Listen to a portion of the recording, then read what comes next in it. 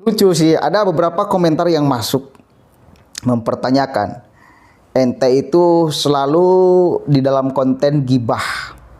Tahu gak, di dalam hadis gibah itu seperti memakan bangkai sendiri.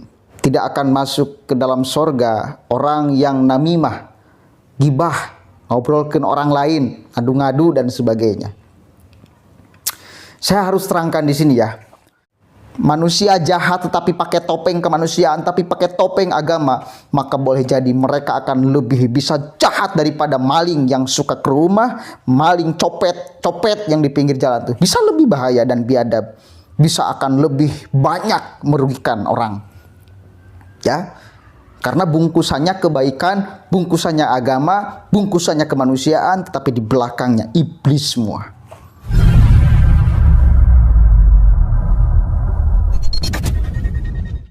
Assalamualaikum warahmatullahi wabarakatuh. Hamdan syukran lillah amma ba'd. Sahabat manusia plural yang saya hormati dan saya banggakan, di pagi hari ini ada kabar yang cukup menggembirakan. Para pimpinan ACT yang kemarin sudah menjadi tersangka kini sudah ditahan malam ya, Ahayudin dan kawan-kawannya. Kenapa sampai aparat kepolisian melakukan penahanan? Katanya di momen-momen penggerbegan kantor ACT itu banyak dokumen-dokumen yang dihilangkan, yang dipindahkan. Ini kemudian sebabnya aparat kepolisian menahan para pimpinan ACT yang 4 orang itu. Kita baca beritanya ya. Ini alasan polisi tahan 4 tersangka pimpinan ACT, termasuk Ahayudin. Direktorat Tindak Pidana Ekonomi Khusus Bareskrim Polri menahan 4 tersangka penyimpangan dana oleh Yayasan ACT. 4 tersangka yang ditahan adalah pendiri ACT Ahayudin, Presiden ACT Ibnu Hajar, Ketua Dewan Pembina ACT Nopardi, Imam Akhbari, dan Haryana Hermain. Brigjen Pol Wisnu Hermawan mengatakan penahanan dilakukan setelah pihaknya melakukan gelar perkara pada hari Jumat kemarin, malam ini ya, tadi malam. Karena penyidik mengkhawatirkan adanya barang bukti yang dihilangkan. Karena terbukti minggu lalu kami melaksanakan geledah di kantornya ACT, ada beberapa dokumen yang sudah dipindahkan dari kantor tersebut. Wisnu menjelaskan dokumen-dokumen yang dipindahkan akan dirinci pada rilis kasus pekan depan. Bersama dengan barang bukti juga akan disampaikan juga beberapa uang yang sudah kita blokir. Barang bukti dokumen yang benda tidak bergerak dan benda bergerak. Artinya keputusan ini sudah sesuai dengan prasangkaan yang disangkakan kepada tersangka tersebut, kata Wisnu. Keempat tersangka akan ditahan di rumah tahanan rutan Bareskrim selama 20 hari ke depan. Ya, saya kira memang harus cepatnya ditahan, apalagi mereka menghilangkan dokumen-dokumen, mencoba menghilangkan jejak, mencoba menghilangkan data. Ini mesti dilakukan penahanan agar terbuka semuanya, jangan sampai ada yang ditutup-tutupi. Mereka harus dibongkar, data-datanya harus dibongkar semuanya, aliran dananya mengalir kemana saja harus dibongkar semuanya. Kenapa? Agar jelas semuanya, siapa yang sebetulnya di sini munafik, siapa yang sebetulnya di sini jahat, siapa yang sebetulnya di sini jahanam dan biadab. Harus dibuka, harus diterangkan kepada publik. Ya, harus diterangkan kepada publik. Lucu sih, ada beberapa komentar yang masuk mempertanyakan, ente itu selalu di dalam konten gibah. Tahu gak, di dalam hadis gibah itu seperti memakan bangkai sendiri. La yadkhulul jannata an-namimah. Tidak akan masuk ke dalam sorga orang yang namimah, gibah, ngobrolkan orang lain, adu-ngadu dan sebagainya. Saya harus terangkan di sini ya, sebelum saya lebih masuk ke pembahasan yang tadi. Dosa itu terbagi 2. Yang pertama ada dosa personal, dosa pribadi. Yang kedua ada dosa sosial. Yang tidak boleh kita umbar di hadapan publik. itu dosa personal. Ya. Kalau dosa sosial itu harus kita kabarkan, apalagi urusan penipuan, apalagi urusan maling uang rakyat, uang sedekah, uang umat, ini mah harus diterangkan. Nih contoh yang tidak boleh kita terangkan di hadapan publik yang termasuk di dalam namimah ini. Contoh misal gini, Anda punya pacar ya, kemudian Anda berzina dengan pacar Anda tanpa ada satupun orang yang merasa dirugikan antara Anda dan pacar Anda. Anda sama-sama senang, Anda sama-sama bahagia, Anda sama-sama rela tanpa ada paksaan di sana.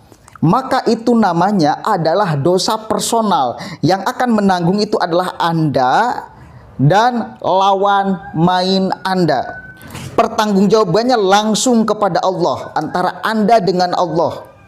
Karena tidak ada yang dirugikan di sana. Ya. Karena tidak ada yang dirugikan di sana, pertanggungjawabannya antara Anda dengan Allah. Misal saya tahu nih bahwa Anda ya sudah melakukan zina dengan pacar Anda. Ya. Kemudian saya umbar-umbar di sini, baru itu adalah namanya namimah. Baru itu namanya gibah. Baru itu namanya seperti makan bangkai saudara sendiri. Karena dosa yang seharusnya pribadi, kemudian kita umbar-umbar, kita bicarakan ke publik supaya orang tahu. Itu baru namanya gibah. Tetapi kalau misal kasusnya seperti ACT ini, seperti Ahayudin ini, ya, dan kawan-kawannya, maling uang masyarakat, ini namanya bukan dosa personal kepada Tuhan, ini namanya dosa sosial. Karena banyak orang yang dirugikan di sana. Ya. Jadi ketika saya mengungkap kasus ACT, membicarakan tentang Ahayudin, itu bukan bagian daripada gibah, bukan bagian daripada namimah, tetapi ini harus kita tunjukkan sama-sama kebenarannya, karena banyak orang yang dirugikan karena ACT dan karena Ahayudin dan kawan-kawannya. Itu dosa sosial, harus kita umbar-umbar. Paham nggak? Jadi Anda jangan gagal paham memahami teks hadis itu. La yadkhulul jannata an-namimah, katanya. Tidak akan masuk ke dalam surga orang yang ngadu-ngadu. Iya, ya benar. Orang yang gibah seperti makan bangkai saudara sendiri, ya betul. Betul itu. Sangat betul. Teks hadisnya betul. Cuma Anda yang memahami teks hadis ini yang keliru. Satu kali lagi, ada dosa sosial, ada dosa personal. Yang tidak boleh kita umbar itu dosa personal. Ya, dosa personal yang tidak merugikan orang lain. Kecuali kalau misal Anda mencabuli orang lain, kemudian Anda memperkosa orang lain, itu ada pihak yang dirugikan. Itu masuknya kepada dosa sosial, harus kita umbar-umbar. Harus kita bicarakan agar menjadi pelajaran. Karena ada pihak yang dirugikan, itu termasuk dosa sosial. Dosa personal itu suka sama suka, tidak ada yang dirugikan di sana. Kemudian saya tahu, saya umbar-umbar, baru itu namanya gibah saya. Ngapain harus ngumbar-ngumbar dosa orang lain? Biarkan aja antara dirinya dengan Tuhan yang menyelesaikan. Karena tidak ada yang dirugikan sesama manusia di sana. Tapi kalau banyak yang dirugikan, apalagi urusan nampung uang sedekah kemudian dikorupsi, nampung uang kecelakaan korban Lion Air kemudian dikorupsi, ini mah kurang ajar dan biadab. Saya merasa dosa kalau saya tidak membicarakan di sini, kalau saya tidak menerangkan kepada publik bahwa ini adalah kegoblokan yang terstruktural, bahwa ini adalah kejahatan yang terstruktur, sistematis dan masif. Saya harus membicarakan justru dosa-dosa sosial ini. Ya, yang korupsi misal, itu kan maling uang masyarakat ya, maling uang negara dan sebagainya, itu harus kita umbar-umbar. Ya, karena yang dirugikan bukan hanya dia, tetapi banyak orang. Umbarkan aja, tidak termasuk dari namimah, tidak termasuk dari gibah. Itu tidak termasuk dari gibah ya. Paham ya? Masa nggak paham-paham Anda? Mudah-mudahan dapat dipahami ya. Itu yang pertama. Kemudian yang kedua, para petinggi-petinggi ACT itu sudah dikurung, alhamdulillah.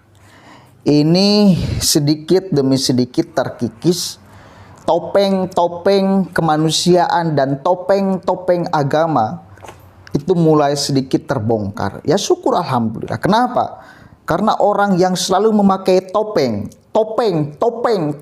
untuk berlaku jahat, memakai topeng agama untuk berlaku jahat, memakai topeng kemanusiaan, harus dibukakan topengnya. Harus dibukakan topengnya. Karena akan sangat lebih berbahaya daripada maling itu sendiri, daripada pencopet di pinggir jalan, daripada perampok rumah orang, itu akan lebih berbahaya. Perampok rumah orang, kita kalau melihatnya langsung kita mengatakan bahwa itu adalah perampok, harus digebuki dan sebagainya kan. Pencopet itu kita harus nunjuk di kepala mereka sebagai pencopet. Justifikasi kita langsung kena kepada mereka sebagai orang yang jahat.